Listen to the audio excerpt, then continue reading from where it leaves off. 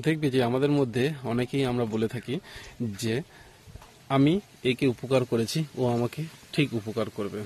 আমি আমার আত্মীয়দের উপকার করেছি, আমি যখন বিপদে করব তারা উপকার করবে। কিন্তু তেমনটা ঘটে না বাস্তবে। ঘটে ঠিক উল্টোটা।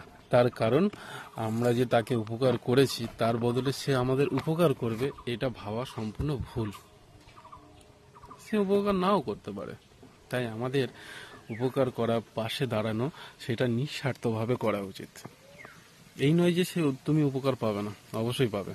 কিভাবে পাবে? প্রকৃতি তোমাকে তার বদলে কোনো না কোনো উপায় ভাবে তোমাকে সহযোগিতা করবে।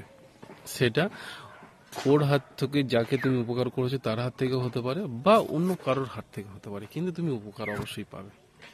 তুমি মিলিয়ে নিও যে তুমি উপকার করে চলেছো, তুমি একবারও কারোর কাছ থেকে উপকার পাওনি, অন্য জায়গা থেকে পাবে। হরে কৃষ্ণ। সবাই ভালো থাকবে, বাবা মাকে খেয়াল রাখবে।